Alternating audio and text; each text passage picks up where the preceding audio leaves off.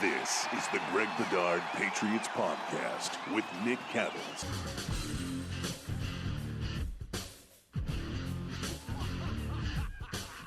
He's Greg down in Florida. I'm Nick here in Sacramento. 115 degrees today in Sacramento. Yeah, it's been a little hot. It's the Greg Bedard Patriots Podcast with Nick Cattles, brought to you by Athletic Greens, your one-stop shopping for 75 high-quality vitamins, minerals, whole food sourced ingredients, probiotics, and more. Help you start your day right, of course. Well, it's here, Greg. It is the beginning of the football season. We're excited. We've been waiting. Kicks off, of course, tonight. We're recording this Thursday. It just kicked off between the Rams and the Bills. I am DVRing the football game so I can catch up after we're done recording this. But we're all excited. We're all pumped and jacked. You are in South Florida getting ready for Dolphins, Patriots, your old stomping grounds down there in South Florida. Interesting practice observations. Anything you've seen leading up to this game, Greg?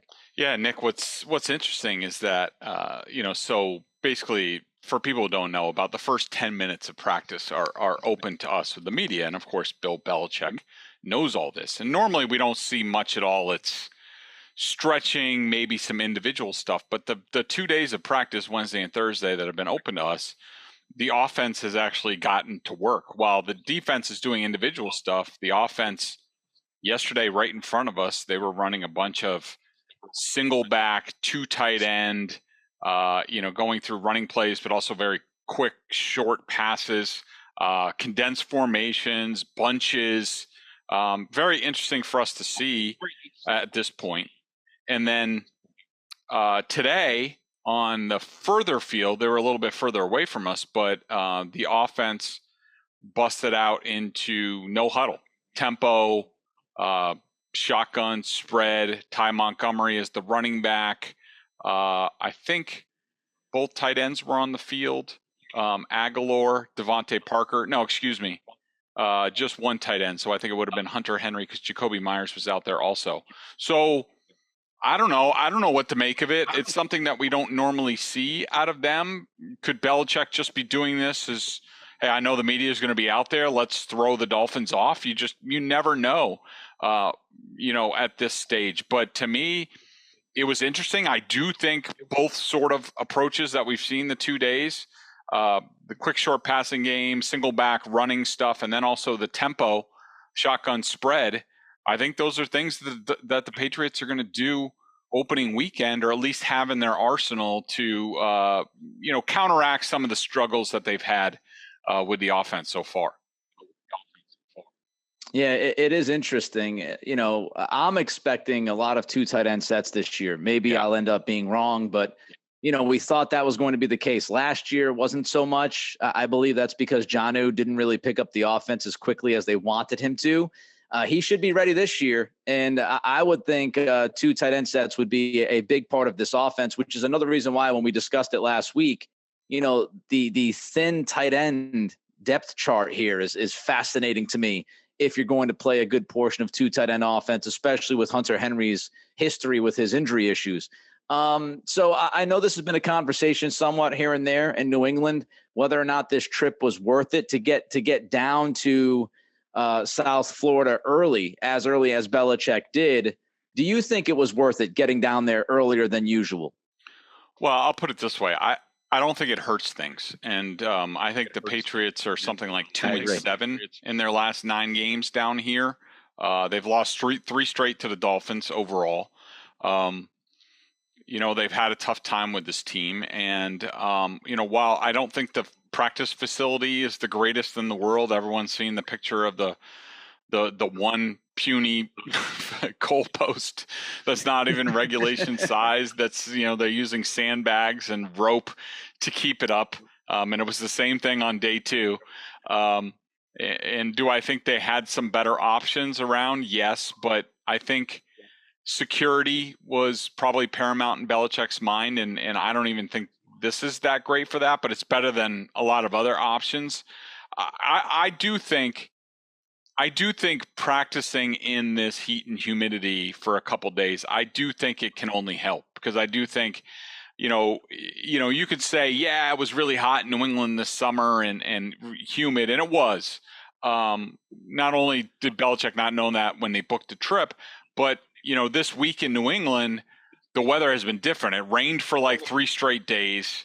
Now today it was about 70 degrees. And I think that's supposed to be, it might climb up a little bit towards the end of the week, but still it's not, if they were there going through 70 degrees and then coming down in the 95-degree heat, I mean, I give Belichick credit. It's not like they're coming down here and practicing at 10 o'clock in the morning. No, they're practicing at 1 o'clock in the afternoon, which is when kickoff is. So they're simulating what it's going to feel like. And I do think, even like little things, Nick, like the amount that you sweat and like, carrying the ball with that sweat that develops on your skin, it's different down here than it is anywhere else. So if I'm Devin McCourty, do I love it being away from my family and not knowing where we're going, up until a couple of days before? No, but I think at the end of, like, I asked Devin today whether he liked it or not, and he was like, I like winning. And basically he was saying, if this leads us to a victory, I'll do anything. And that goes for his family too. Yeah, I mean, look, you mentioned it.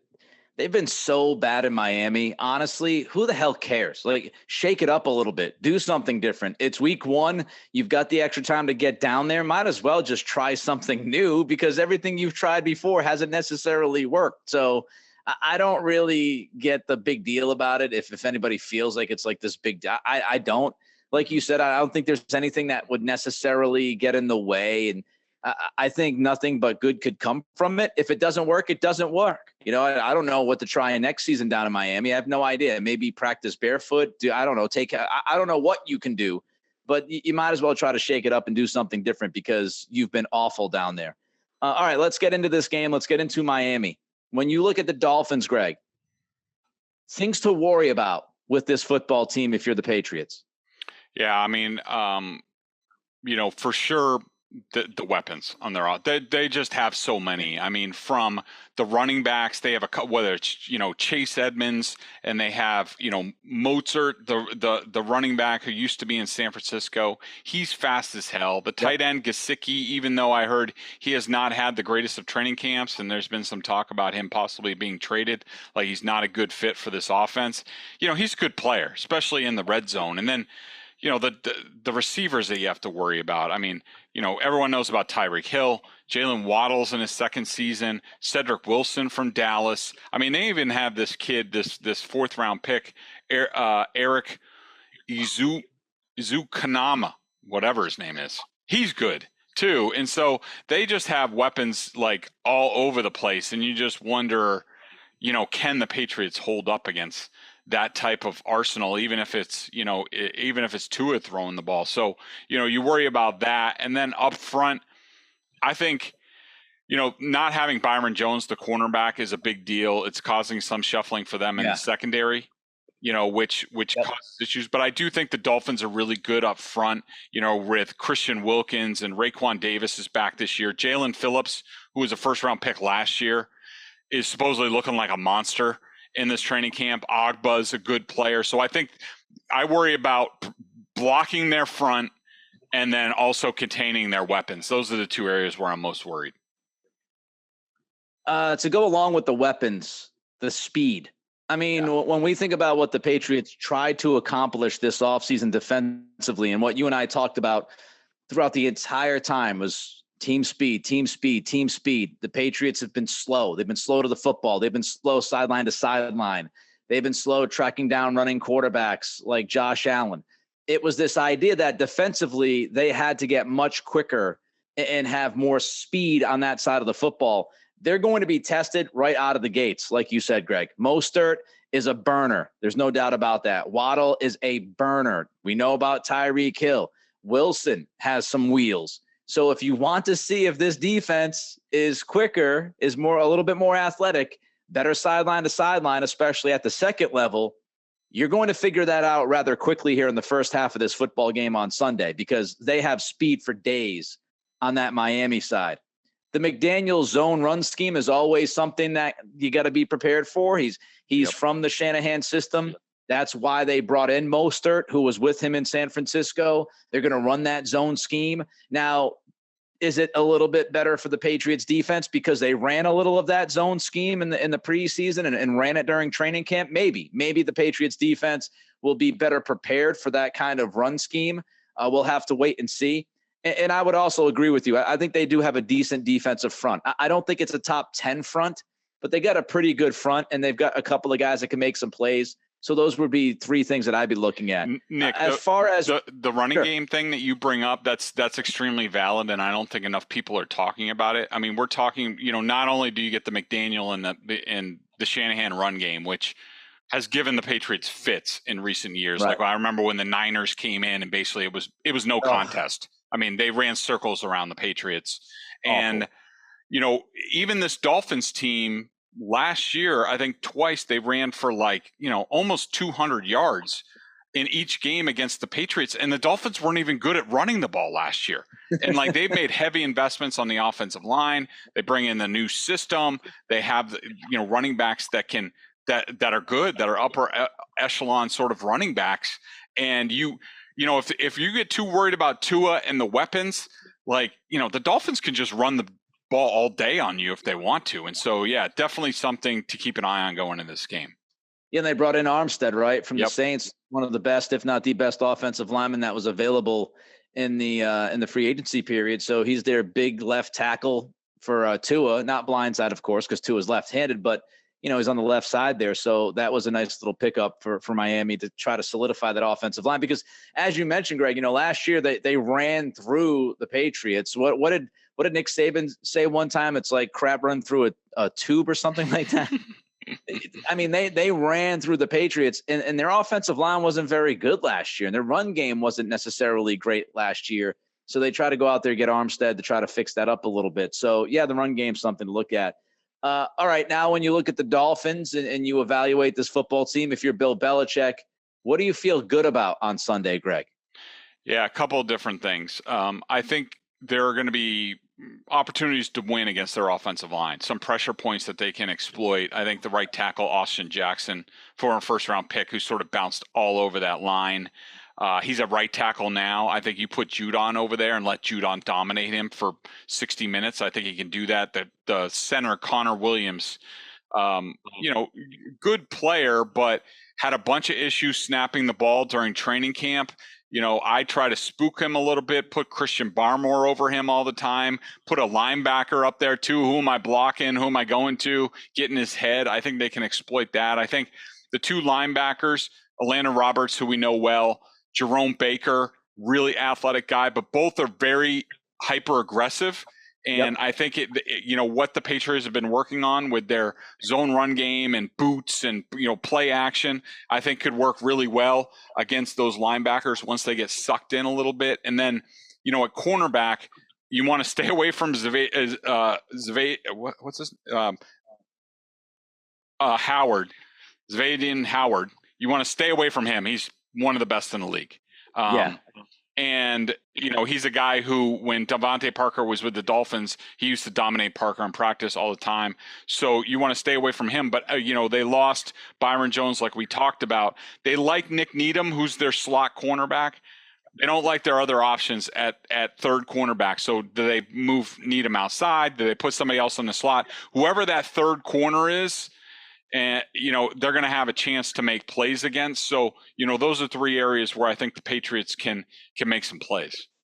Yeah, Xavier Howard's good, man. He's, as you said, one of the better cornerbacks in football. So I would take your offensive line point, and I would kind of double down on that. And one of the things when I look at Miami that I feel pretty good about is the quarterback. And I'm not going to sit here and tell you that Tua can't be good.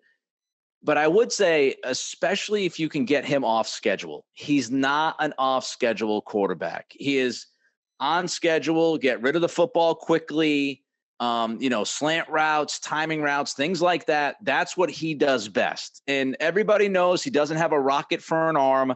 The Dolphins putting out the video of him throwing like a 50-yard pass in a T-shirt and shorts. Whoop-de-doo. Who cares? He doesn't have a he's not a gunslinger, so to speak, right? So it's all about timing. It's all about accuracy. If you are able to get to those pressure points that Greg brought up, You're going to get him off schedule, and he will make mistakes, and he will struggle if you get him off schedule. I think that's how you slow this offense down. You attack Tua, you get in his grill, and you rush him and you press him to try to make those mistakes and try to make plays because he's just not comfortable doing that. And that's before all the injuries that he had. So I think you got to get Tua off schedule. You mentioned Jones. I don't think their pass rush is fantastic. I don't think it's spectacular in any kind of way. So, Phillips is good. Melvin Ingram, a little long in the tooth. He was available for a bit there in the offseason. I don't know if people believe that he's got a lot left. And finally, I'd bring up McDaniel. Look, yes, his run scheme could give the Patriots some problems, but let's not overlook this fact. He's coaching his first game. This is the first game as a head coach that's going to matter in front of the home crowd against Bill Belichick. So I think that also plays a role. Do I think the Patriots win just because, that's the case? No. But if I look at things that you could attack, first-time head coach, we'll see how he deals with that first game out of the gates. He might be great. He might be not so great. So the Dolphins, when you look at this spread, Greg, they're favored by 3.5. Again, of course, it's in Miami. It's the Dolphins minus 3.5. Who do you got? How you feeling? Yeah, I'm going to take the Dolphins in this game. I mean, I do think there's a definite path to victory for the Patriots in this game, and I do worry about, the McDaniel factor because, as you said, I think he's a smart guy. I think, he certainly learned a lot from Shanahan, but, everybody has a plan, until you get punched in the mouth. And, how's he going to react when he gets punched in the mouth? We don't know.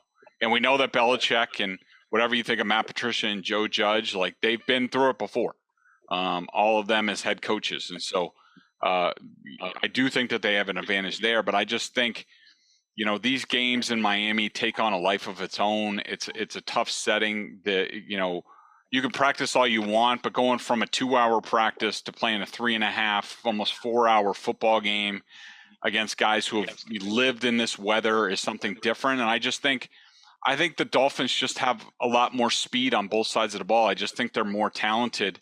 And, so in my mind, it'll be a battle for a while, but I think in the end, the Dolphins, bowl ahead, and I have them winning 30-17. So you've got them winning by almost 2 touchdowns. Pretty comfortable win for Miami at the end of the day from you. I've got the Patriots plus 3.5. I do think they lose the game by a field goal. I think it's 20-17. I do think they'll get to Tua. I do think they'll get him off schedule. Tyreek Hill, look, there's no denying what that guy can do with the football in his hands, and I think you'll see some Debo-esque stuff with him and McDaniel. I think they'll try to work some of that out, right? But I also think that Tyreek, one of the things that Tyreek killed teams with was extended plays. His ability to get downfield when things broke down, his ability to kind of, catch that bomb every once in a while. Tua and Tyreek are going to work because you got to use the quick slant routes and just let them go, right? And I think that's what you're going to see him do mostly. But those big plays, those game-defining – I remember Ravens, Chiefs a few years ago. It's like a 4th and 17. I think the game was in Baltimore. Mahomes extends a play. He rolls to his right to the hash mark. He throws it across his body, across the field to the left side, and Hill comes down with it and ends up getting like a 30-plus yard gain out of it on 4th and long. Chiefs end up going on and winning that game in Baltimore. Those were the backbreakers. Tua is not that guy. Tua is not Mahomes. Tua is not going to extend the play.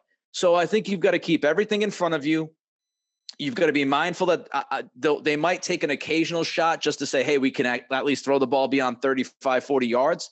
Keep it in front of you and make this a physical, demanding kind of football game and get into Tua's, kitchen, so to speak. I do think Miami wins, but I think it'll be tighter than you have it. Again, 2017, give or take a couple points here or there. If I was going to just throw a couple bucks on it, I would go Patriots plus 3.5. All right, before we get to more Patriots thoughts, we got to look at this season. How do we feel where they'll end up? Are they a playoff team? Are they not a playoff team? How's the rest of the NFL shake out? And as you sit back and enjoy Greg Bedard's very Miami polo that he's wearing with the floral pink, his face has got some sun on it. You can tell my man's down in Florida right now. But we got to get to the athletic greens, tell you about that. Then we're going to come right back and we'll jump into Patriots big picture for this season and the rest of the NFL.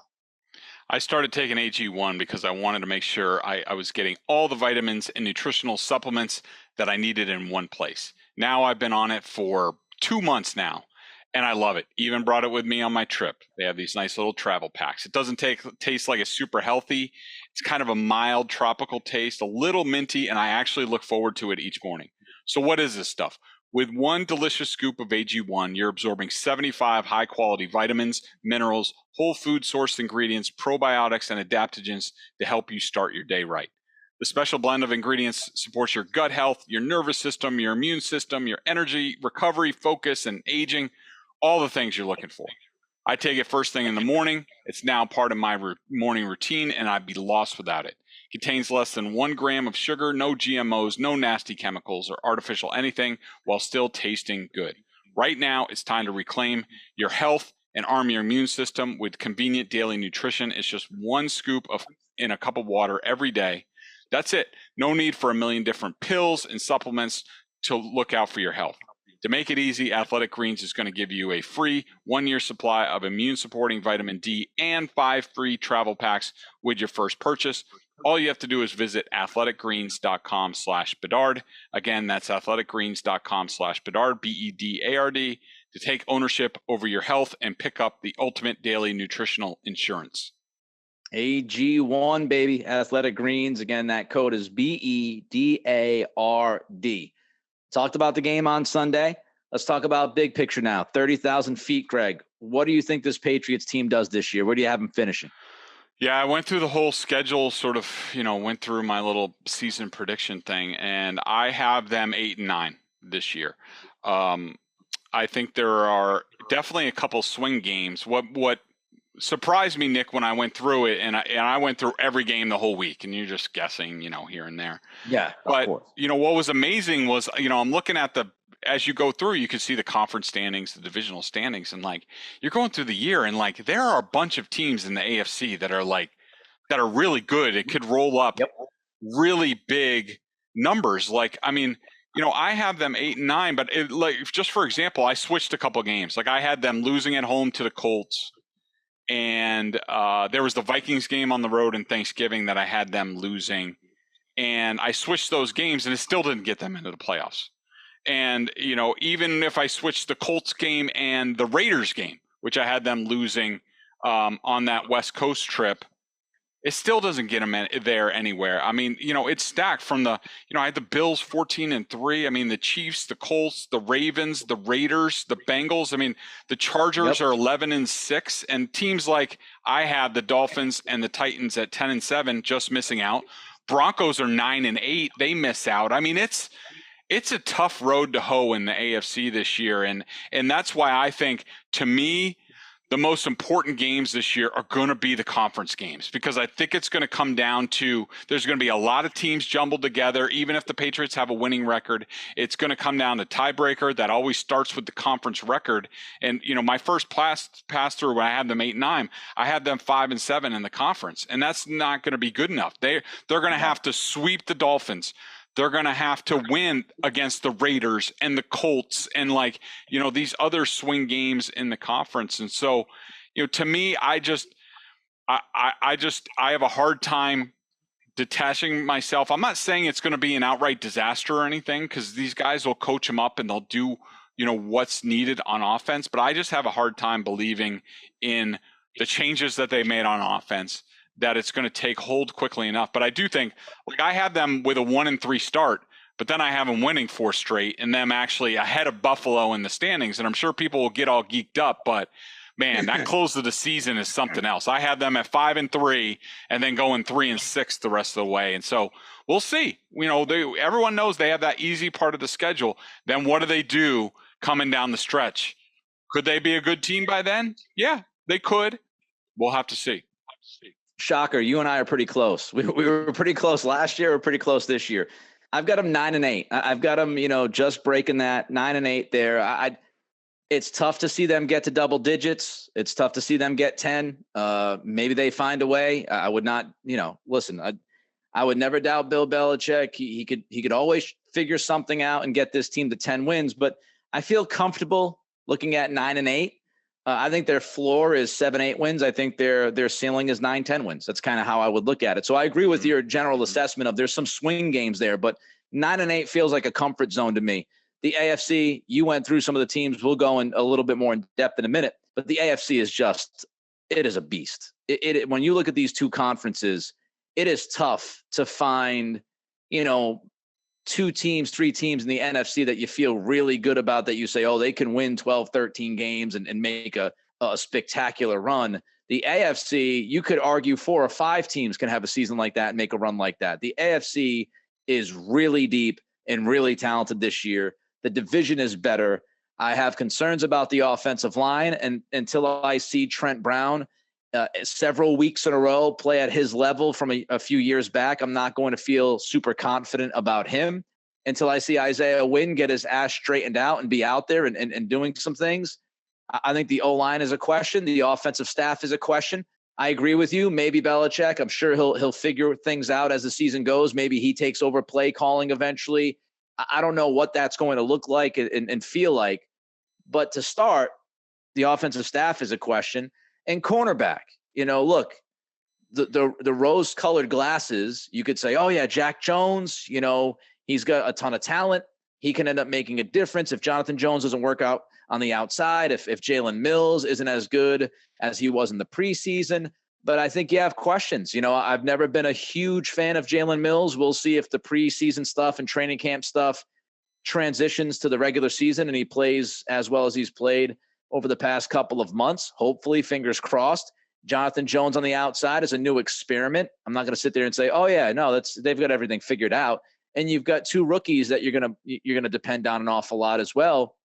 And you got Miles Bryant, who is a very small dude.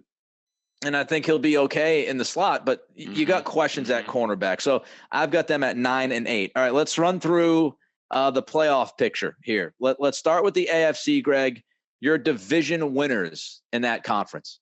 Yeah, I have the Bills, the Chiefs, the Colts by 2 games over the Titans, and I have the Ravens by 1 game over the Bengals.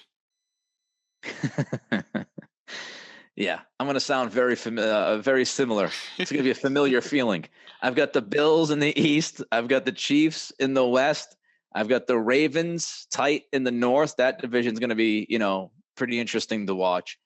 And I have Indianapolis. I'm pretty high on Indianapolis this year with Matt Ryan. And I just feel like Tennessee is on the downward slope. So yeah. I've got Indy. I've got Indy in the South as well. So we have the same division winners. Let's jump to the NFC, Greg. NFC, I have the Bucks with I didn't know it was going to come out this way, but I had them 15-2. I have the Niners winning the West. I have the Packers winning the North, and I have the Eagles winning the East at 13-4.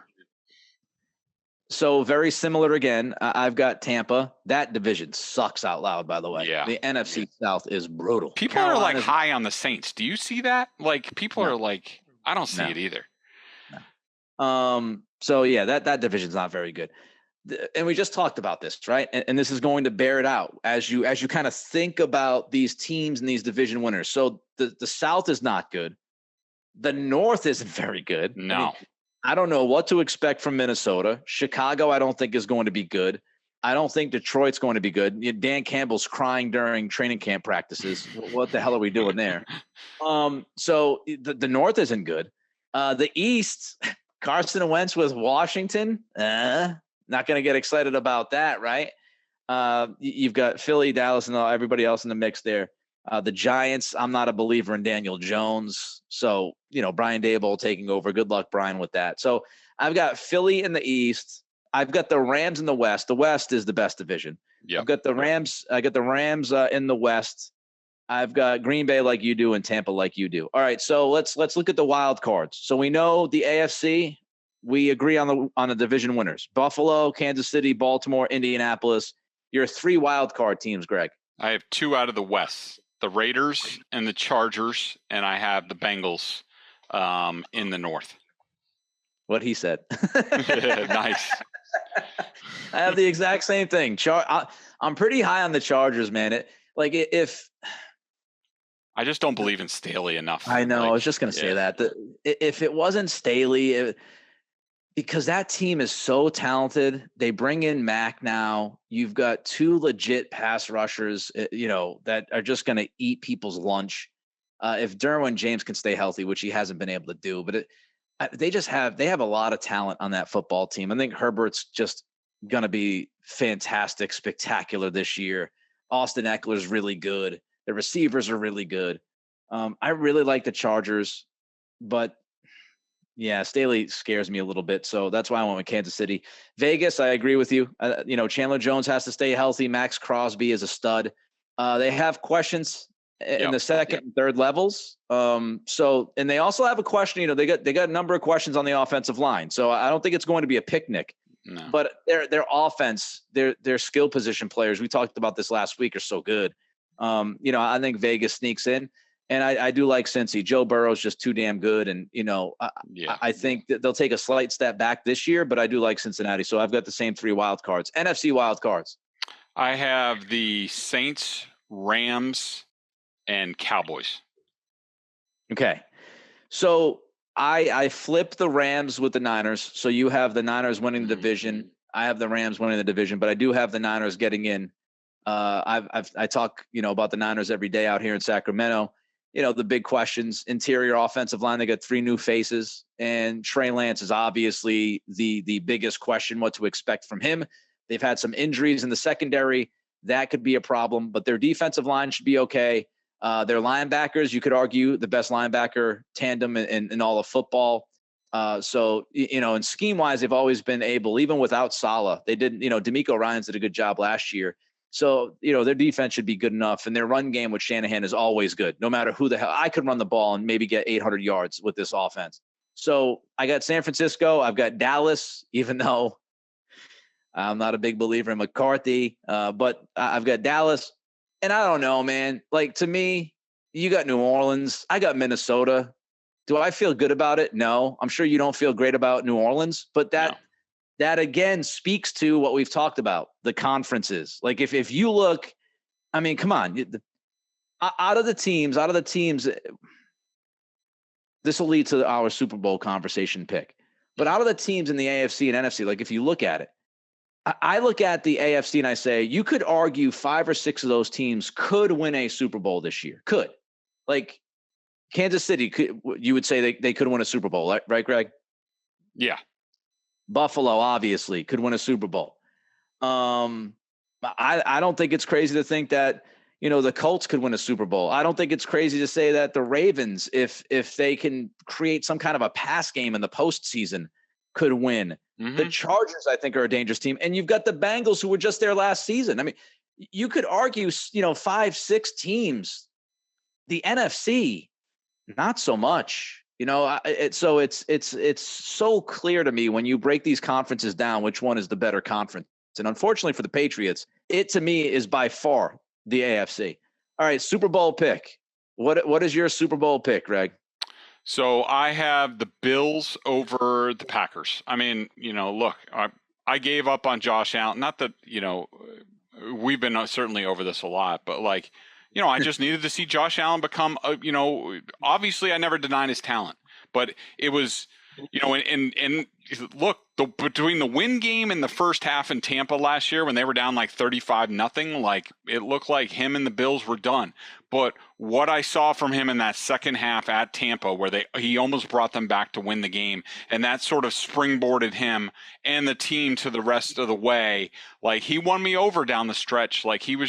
He took the next step, and he was always very good, very talented, but he took the next step to be elite.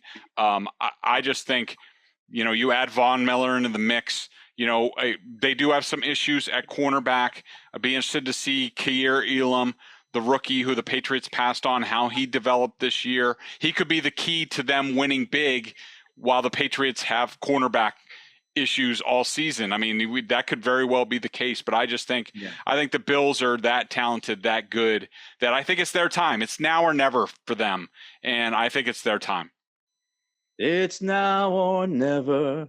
I've got so I'm going with Buffalo too, man. It drives me crazy to pick the Buffalo Bills, but I think they're the most complete team in the AFC. I think they're the most complete team in football. I've got them beating the Rams. The Rams were kind of I'm left with who? Right? Like I can't pick Jalen Hurts to bring the Eagles to a Super Bowl. I think the Eagles are better. I think they win the division, but I can't do that. I can't pick Aaron Rodgers, not only because of history, but I think this is the most pressurized season for Rodgers since he took over as a starting quarterback for Favre. Like, there are major question marks at receiver. Allen Lazard was supposed to be his number one. He might not even play this weekend. You've got Randall Cobb and a bunch of rookies and young guys. Sammy Watkins is there, but Sammy has not ever been the Sammy we thought he was going to be. So there's some questions with Green Bay. They lost to Darius Smith. And then you look at Tampa. I'm not going to doubt Brady, but they've already gone through a couple of significant offensive line injuries. Yep. Godwin's coming back from an ACL tear. There's no Gronk. So I think they've got some questions as well. I mean, even Brady, with whatever he's going through off the field, he's now starting to look his age, where he always looked about 35 in training camp going into the season. And then, you get ready for the inevitable aging. But like now he looks like he does at the end of most seasons already. How much is he going to have in the tank this year? It's a big question. I mean, we know Brady as well as anybody in the country knows Brady. He's not a guy that skips out. He's not a guy that misses training camp time. He's not, the optional stuff. Yeah, he did that in New England. But when mandatory training camp starts, the preseason starts, this is the dude that's in the building. This is the dude that's around. He wants his reps. He grabs him by the throat. He doesn't want anybody kind of sneaking up on him. And he took a couple weeks off. And look, we don't have to get into the personal stuff because I don't think it's fair, quite frankly, what's going on. I don't think anybody needs to sit there and pontificate about his marriage. That's going beyond where you need to go. So whatever the situation is, he took a couple weeks off in the middle of training camp. And so, yeah, I mean, there's some questions about, if you stay away from the marriage stuff, it's all from just the retiring and then unretiring. So how's he feeling about that now? Is he having a little bit of regret? So there's a lot of stuff going on there. Again, hopefully he's able to work on the personal life and everything goes well for him. Football wise, I do think there's some legitimate questions, but he's always just kind of proven everybody wrong. So until he stops playing great, I'm not going to doubt the guy. Before we get to the member question of the day, I do want to just say thank you to everybody who watches this on YouTube and everybody who listens to this. If you follow Greg on Twitter, and I'm sure you do if you're listening or watching the podcast, Greg shared a note last week about the podcast and where we kind of were last year compared to this year with a research project for, that was released. And we've seen some significant growth with this podcast. We jumped up 1/3, I think it was, right? So as far as the percentage of people that think about us when they think about Patriots podcasts, and that's all because of you. And, I don't want to speak for Greg, but, he gave me this opportunity and I have a hell of a great time doing it with him all year and every year. And it's the reason why I had this thing put in my contract when I moved out here to Sacramento. The only thing I had put in the contract, I said, you better put Greg Bedard's Patriots podcast that I can continue to do that. So thanks to everybody who watches and listens. And thanks to this guy, the floral wearing, red faced AT&T. If you're watching the podcast, the AT&T agent next to me. Thanks for the opportunity, my man. I consider you a friend. And, yeah, it was exciting to see those numbers. So if you want to say something and take a bow, do it now. I just want to say, thanks to everybody. I mean, we went from like 6th place last year to 2nd in the New England Sports Survey out of all podcasts, not just Patriots podcasts, all local podcasts. We're number 2. Tom Curran, we're coming for you. You're next on the list, buddy. Yeah, it's great. It's great to see, and I was also honored with climbing up the writers list as well.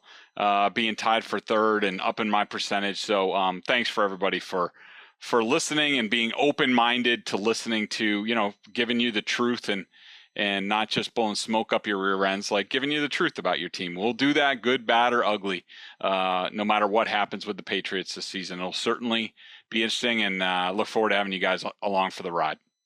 Yeah, you guys and gals kick ass. Let's get to the BostonSportsJournal.com member question of the day. $39.99 on the annual plan. You know the spiel. You can read all the writers they've got. Connor's great. Corrales working. The Celtics. Gallinari tearing his ACL. Hey. Check them out, though. Of course, you've got Greg football season out. Video analysis, coaches film. The breakdown, baby. The breakdown, baby. The breakdowns on Tuesday and Wednesday with video. I mean, if you want to know what happened and why with the Patriots, you got to read it. Sign up. It's great stuff. So let's get to the question, Greg. What do you got for us? So VA Ronnie said, he talked about the offensive line, but then he got to his question. Will all the investment in team speed on defense bear fruit this season? I think it's a great question. I think first you need to, a lot of it we don't know. Like, do they have faster players? Yeah. How many are going to play this year? Like, I think if you're looking for spots where they're hoping to upgrade this year, you're looking at linebacker next to Juwan Bentley. So is that going to be Raekwon McMillan? Is it going to be Mack Wilson? Is it going to be by committee? All those guys can run. How is it going to fit? Are they all that much faster if Juwan Bentley's on the field, which he will be, just voted a captain? In the second, at safety, Kyle Duggar obviously has speed. Will they unleash him? Will they figure out ways to use him more? Will they incorporate Josh Uche and Anthony Jennings? Will those guys up the speed in terms of pursuit of the quarterback? I mean, I think they do have pieces. At the end of the day, Belichick tends to rely on veterans and what he feels comfortable with. So I do have some questions about how much faster they will be, especially early on in the season. So, I mean, great question, but I think there's a lot to be determined in terms of their defense and team speed and how they utilize that. Yeah, and as I mentioned it earlier in the podcast, this team coming up on Sunday, we'll see it early, right? I mean, they got to go against a very fast, very speedy football team, very speedy offense. So we'll see how it all shakes out. I'm happy. I'm pumped. I'm jacked. Football season's back. Greg, the guy breaking down everything. You want to see him on Tuesdays. You want to see him on Thursdays. You want to check out BSJ, BostonSportsJournal.com. We're going to do this podcast now twice a week because the football season's kicking off. I'm excited about that. You get double the Greg Bedard Patriots podcast now as the football season goes. Brought to you by Athletic Green. He's Greg. I'm Nick. We'll see what happens on Sunday. And, of course, next week we'll have all of your reactions.